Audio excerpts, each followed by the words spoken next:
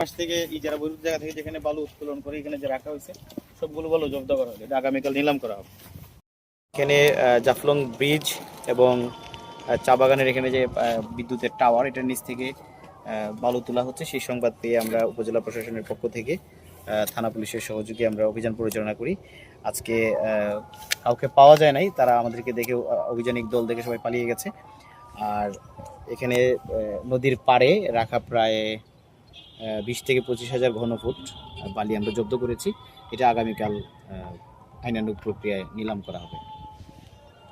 আমরা আগেও অনেকবার বলেছি, আমি কড়া ভাষায় সবাইকে বলতে চাই, যারা পরিবেশ ধ্বংস করে ইজারা বহির্ভূত জায়গা থেকে অবৈধভাবে বালু উত্তোলন করছেন তাদের বিরুদ্ধে আমাদের যে আইনানুগ ব্যবস্থা, কঠিন যে আইনানুগ ব্যবস্থা, সেটি আমরা প্রয়োগ করব। এর জন্য আমি সবাইকে এই ব্যাপারে সচেতন করে দিচ্ছি। ধন্যবাদ।